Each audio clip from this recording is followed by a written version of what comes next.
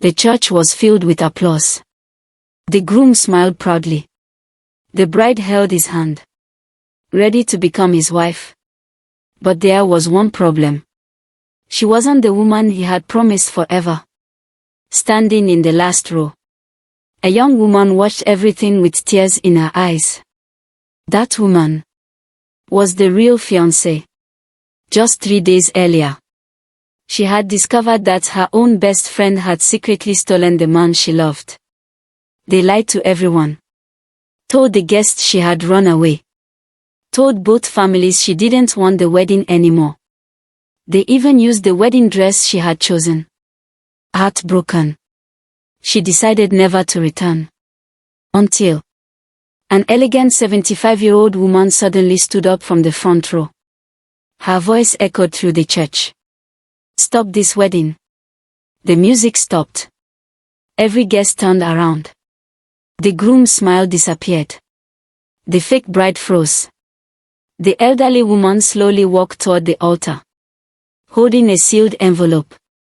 Then she looked directly at the groom and said, "Before you marry this woman, everyone deserves to know what happened 3 nights ago." The entire church fell silent. No one was prepared for the truth that was about to destroy 2 lives and change another forever. For 20 years, everyone believed Naomi and Rachel were more than best friends. They were sisters by choice. If you saw one, the other was never far behind. They attended the same school, shared the same lunch table, dreamed about getting married one day. People admired their friendship. Nothing could ever separate those two. But sometimes, the deepest betrayals hide behind the brightest smiles. Naomi was a 27-year-old African woman with a heart that made everyone feel welcome. She owned a small bakery in Lagos. Every morning before sunrise, she baked fresh bread, not just for customers, but for the homeless children who waited outside her shop. If an elderly customer couldn't afford breakfast, Naomi quietly placed food into their bag anyway. She never expected anything in return. Her kindness wasn't something she performed. It was simply who she was. Rachel, also 27, couldn't have been more different. She was stunning, confident, always dressed in designer clothes. She loved attention, loved compliments, loved being admired wherever she went. Growing up, she was always the center of every room. But something slowly changed. As the years passed, people stopped talking about Rachel's beauty. Instead, they talked about Naomi's heart. You should visit Naomi's bakery. She's the kindest woman I've ever met. She helped pay a stranger's hospital bill. Every compliment Naomi received felt like another wound inside Rachel. She smiled on the outside, but jealousy quietly grew inside her heart. One afternoon, a handsome 30-year-old architect named Michael walked into Naomi's bakery. He ordered coffee, then another, even when he wasn't thirsty. Finally Naomi laughed. "You know, you don't have to pretend to like my coffee." Michael smiled. "I don't. I just like finding reasons to see you." Naomi blushed. That single conversation became hundreds. Months later, they fell deeply in love. Michael admired Naomi's honesty, her kindness, her quiet strength. One evening, on a beautiful beach overlooking the Atlantic Ocean, Michael knelt beneath a sky filled with stars. He opened a small velvet box. Inside was a sparkling engagement ring. "Naomi, you've shown me what real love looks like. Will you marry me?" Tears rolled down Naomi's cheeks. She whispered, "Yes." The entire beach erupted into applause. Strangers clapped. Children cheered. Even the musicians nearby began playing love songs. The wedding date was set for 3 months later. The first person Naomi called was Rachel. Rachel screamed with excitement. "Oh my goodness! I'm going to be your maid of honor." She hugged Naomi tightly, smiled for photographs, celebrated with everyone. But when nobody was looking, her smile slowly disappeared. That night, Rachel stood alone in front of her bedroom mirror, holding a picture of Naomi and Michael. She whispered, "Why does she always get everything?"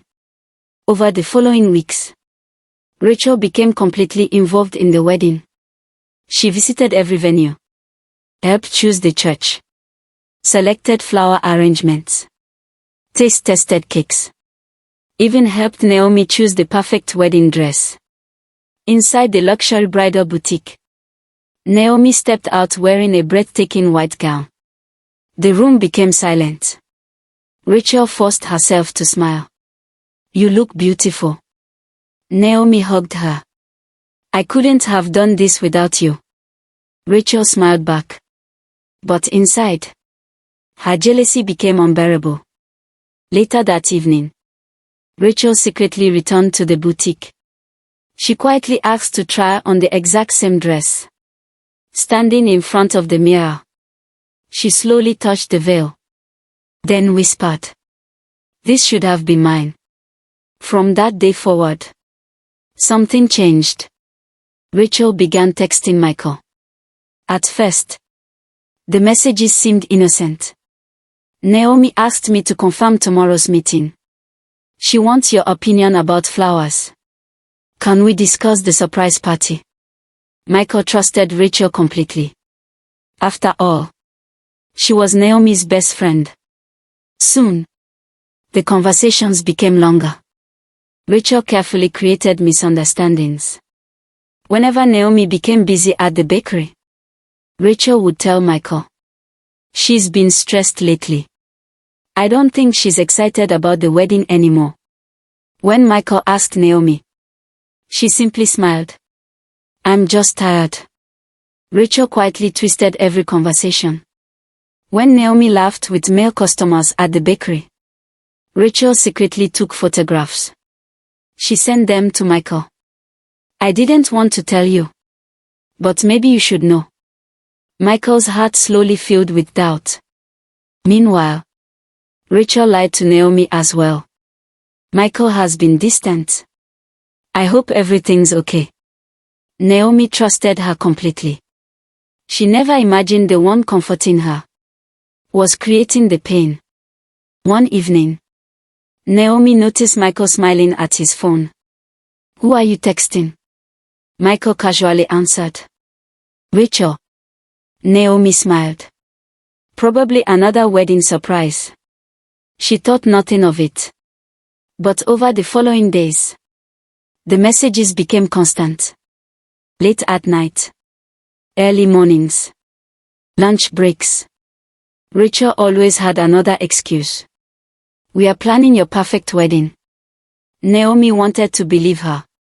She truly did. Then, one night, everything changed. Naomi accidentally walked into the bakery office after closing. Michael's phone sat charging on the desk. A message appeared on the screen. "Rachel.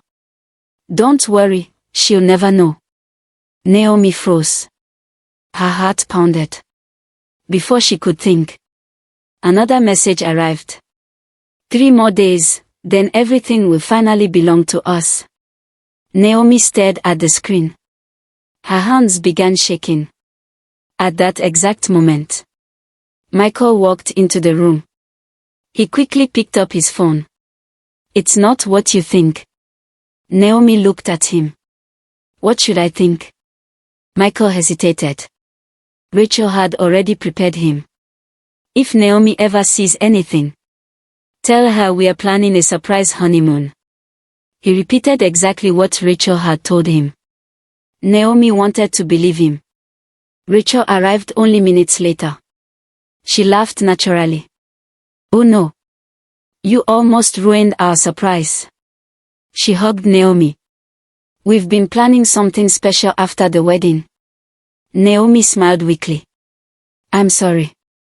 I shouldn't have doubted either of you. Rachel gently held Naomi's hand. You'll thank us later. That night, Naomi cried herself to sleep. Not because she believed they were lying, but because, for the first time in 20 years, something inside her heart whispered, be careful. 3 days before the wedding, Naomi returned to the church to collect a forgotten envelope. The building was almost empty. As she walked past one of the private preparation rooms, she heard familiar voices. Rachel. And Michael. She stopped. The door wasn't completely closed. Rachel laughed softly. In 3 days, I'll be the one standing beside you. Michael remained silent. Rachel stepped closer. Everyone already believes Naomi is overwhelmed. Tomorrow, I'll tell people she ran away. And by the time anyone asks questions, we'll already be married. Naomi felt the world collapse beneath her feet. She couldn't breathe. Tears streamed down her face. Everything suddenly made sense. The late-night messages. The lies. The fake surprises. The distance. Her own best friend had stolen the man she loved. Naomi covered her mouth to stop herself from crying. Then quietly walked away, without letting them know she had heard everything. The following morning, Rachel began making phone calls. Naomi disappeared. She left Michael. She doesn't want the wedding anymore. The rumor spread within hours. Guests believed her. Relatives believed her. Even Michael, confused and emotionally manipulated, allowed the ceremony to continue. Wedding day arrived. The church was beautifully decorated. White roses covered every aisle. Guests filled every seat. Soft music echoed through the hall. Then, the church doors opened. Rachel slowly walked inside, wearing Naomi's beautiful wedding dress. The guest smiled, believing she was now the bride. Michael stood silently at the altar. His face showed uncertainty. But before anyone could speak, an elderly woman suddenly rose from the front row. Her powerful voice echoed through the entire church. Stop this wedding. The music stopped instantly. Every guest turned in shock. Rachel's smile disappeared. Michael froze. The elderly woman slowly walked toward the altar, holding a sealed envelope in one hand, her eyes fixed on the bride. The entire church froze. No one dared to move. The elderly woman slowly walked toward the altar with calm confidence. Her silver hair was neatly tied beneath an elegant cream-colored hat. She wore a tailored ivory suit, a string of pearls, and carried a polished wooden cane, not because she needed it, but because it had accompanied her through 40 years of serving justice. 2 professional security officers followed quietly behind her. The pastor stepped aside without saying a word. Every guest stared in confusion. Rachel's smile slowly disappeared. Michael tightened his grip on Rachel's hand. The elderly woman stopped directly in front of them. She looked first at Michael, then at Rachel. Finally, she spoke. My name is Judge Evelyn Mensah. I spent 35 years deciding truth from lies. And today, I refuse to watch another lie become a marriage. The church became completely silent. Rachel forced a nervous laugh. There must be some misunderstanding. Judge Evelyn looked directly into her eyes. No. The misunderstanding ends today. She nodded toward the entrance. The massive church doors opened. 3 well-dressed investigators entered carrying black evidence cases. Behind them came a young technician rolling a large television screen. Guests whispered among themselves. Rachel's face slowly turned pale. Judge Evelyn continued. 3 weeks ago, I visited Naomi's bakery. I watched her speak about her wedding with so much love. I saw a young woman who trusted everyone. She paused. But I also noticed something else. I noticed her best friend watching her.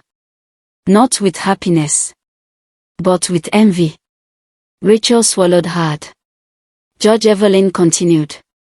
I've seen that look before. It appears in courtrooms.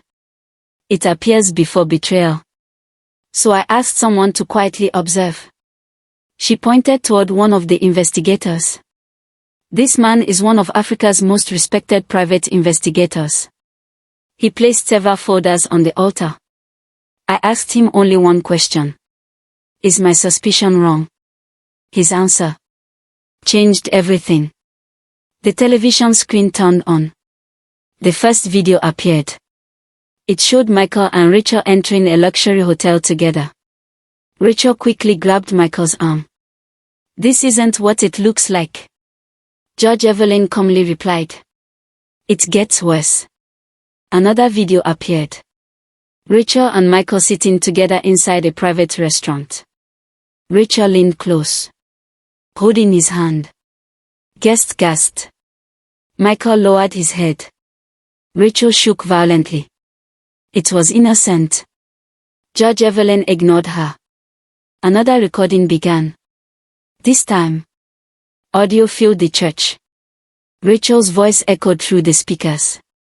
Naomi trusts both of us. She'll never discover anything. The church erupted into whispers. Michael closed his eyes. He remembered that evening. Rachel had convinced him they were only discussing wedding surprises. He had never imagined she was secretly recording selected conversations. Judge Evelyn opened another folder. Phone records. Hotel receipts. Restaurant bills. Dozens of photographs. Each one proving Rachel had spent weeks secretly meeting Michael. Rachel suddenly shouted. Michael came willingly. Judge Evelyn nodded. Yes. He made terrible choices. She turned toward Michael. You are not innocent. You betrayed the woman who loved you. Michael slowly lowered his head. Tears filled his eyes. I know. I know. Judge Evelyn continued. But there is something this church still doesn't know. She handed the technician a small flash drive. The screen changed again. This time, phone messages appeared. Rachel smiled nervously.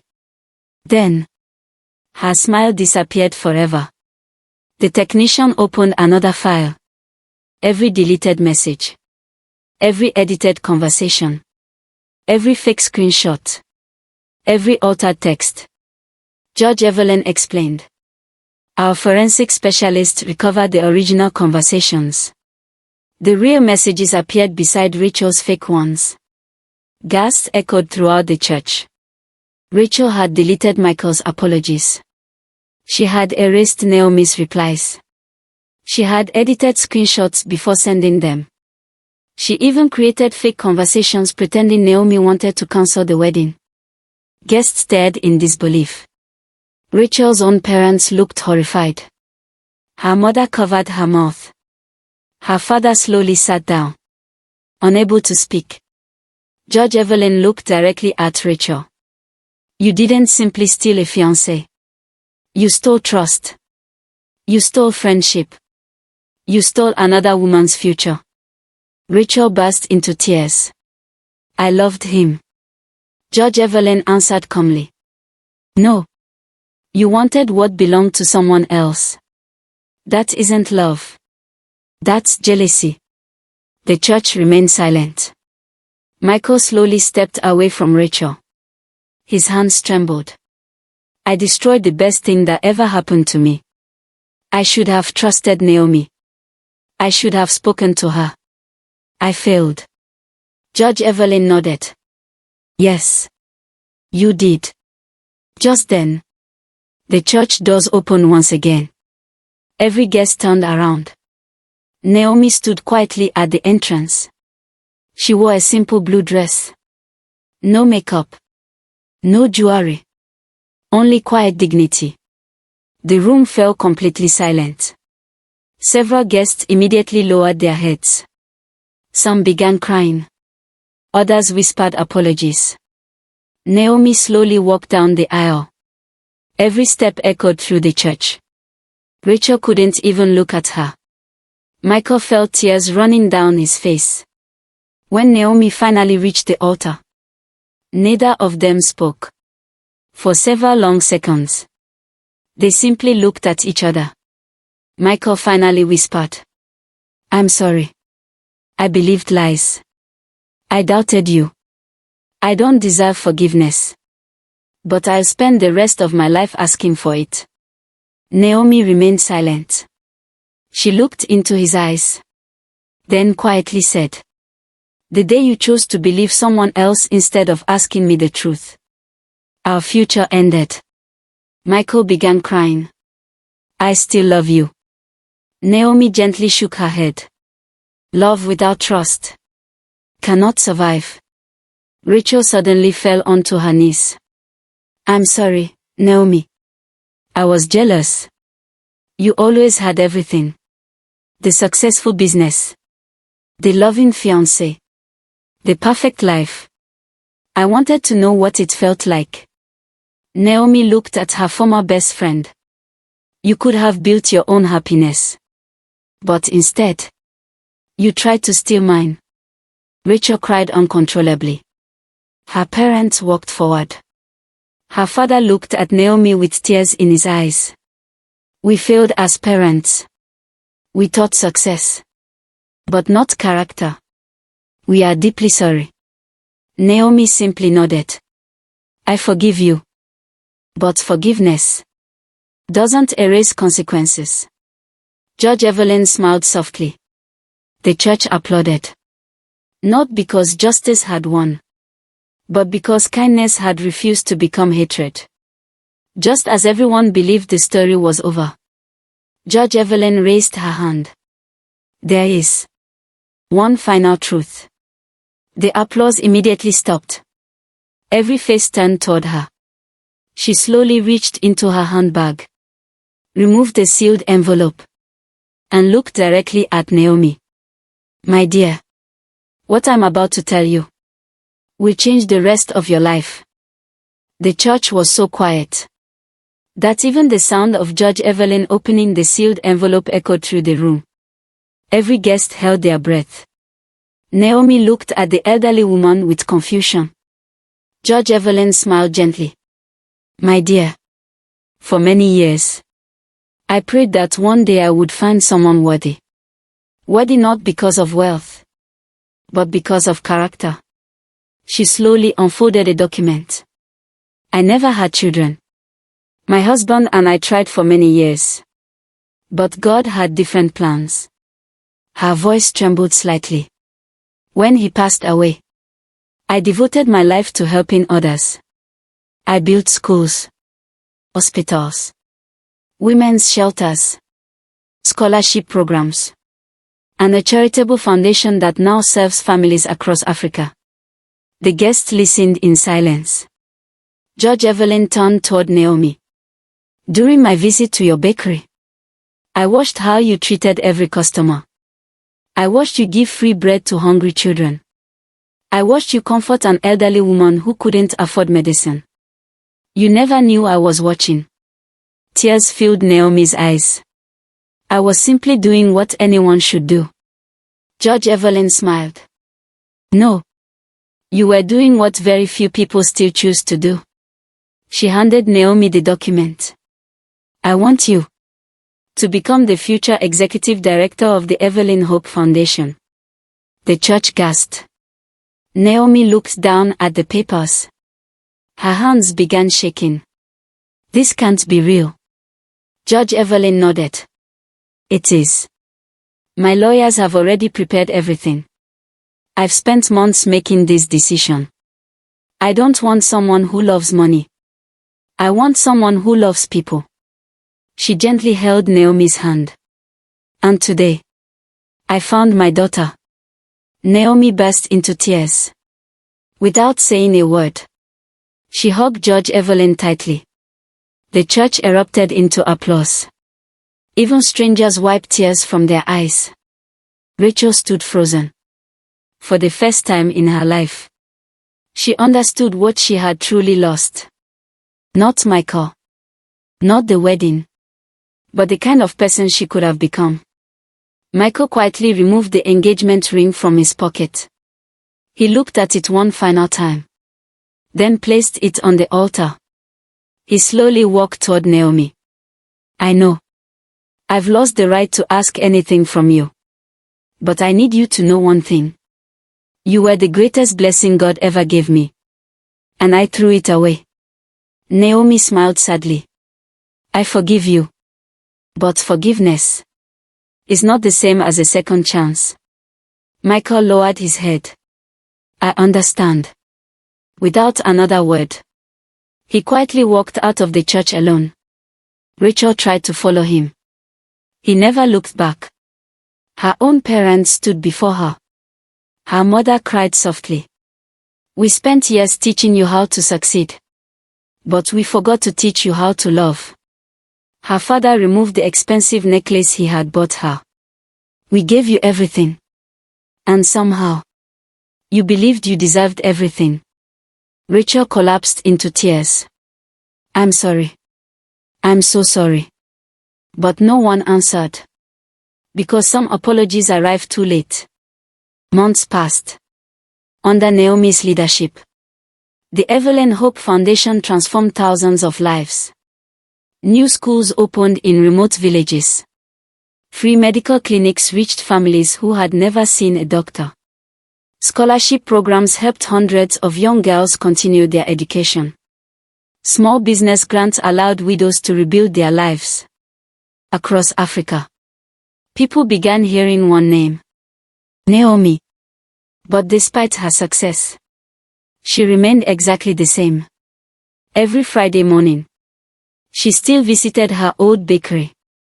She still baked bread. She still handed free meals to children. Judge Evelyn often smiled.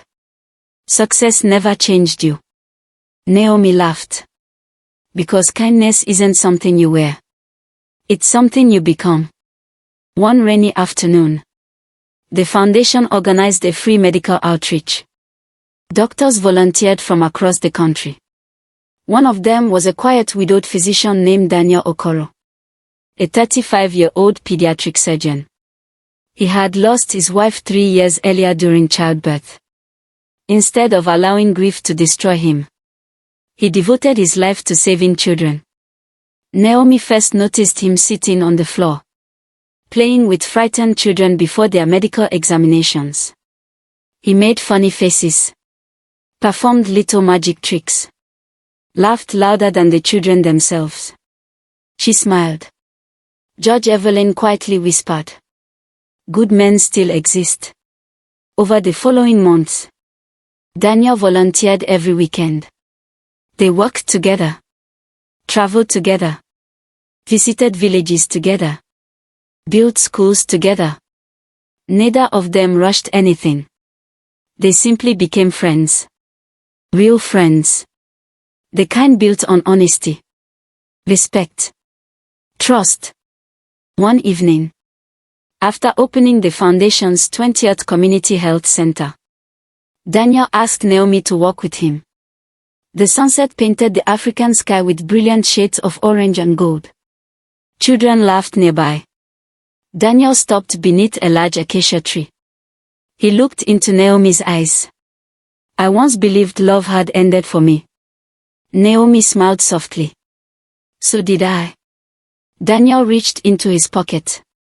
Not with an expensive diamond, but with a simple silver ring. I don't promise a perfect life. I only promise that you'll never have to question my loyalty. He knelt. Naomi, will you marry me? Tears rolled down Naomi's cheeks. Not tears of pain, but tears of peace. She whispered, yes. 1 year later, their wedding looked nothing like the first one. There were no luxury decorations, no expensive chandeliers, no grand performances. Just wildflowers. Wooden benches. Children from the foundation singing together. Doctors. Teachers. Volunteers. Families whose lives had been changed. Judge Evelyn stood beside Naomi, holding her hand. My daughter. Are you ready? Naomi smiled. I've been ready ever since I stopped chasing people who didn't value me. Judge Evelyn proudly walked Naomi down the aisle. Daniel waited with tears in his eyes. When he saw her, he smiled the same smile he had worn the first day they met. Simple. Honest. Full of love. The ceremony lasted only a few minutes. But every word carried meaning. I choose you. Today. Tomorrow. And every day after. When the pastor announced, you may kiss your bride, the entire crowd erupted into applause. Children threw flower petals into the air. Judge Evelyn quietly wiped away tears of joy. Far beyond the celebration. Standing near the entrance beneath a large tree, Rachel watched silently. She wasn't invited. She came only to see. She watched Naomi laughing with people who truly loved her. She watched Daniel hold Naomi's hand with unwavering devotion. And for the first time, she realized something. She had spent years trying to steal another woman's happiness, instead of building her own. Greed had given her one stolen moment. But it had taken away an entire future. She quietly turned around and walked away alone, never interrupting the celebration. As the sun slowly disappeared beyond the horizon, Judge Evelyn looked toward the newlyweds. Then smiled. There is no greater wealth than being surrounded by people who trust your heart. Naomi held Daniel's hand tightly. Together, they watched hundreds of children playing outside the community center they had built. And in that beautiful moment, Naomi understood something she would never forget. Loyalty is priceless. Betrayal may win a moment, but character wins a lifetime. And sometimes, the wedding you lose leads you to the life you were always meant to have.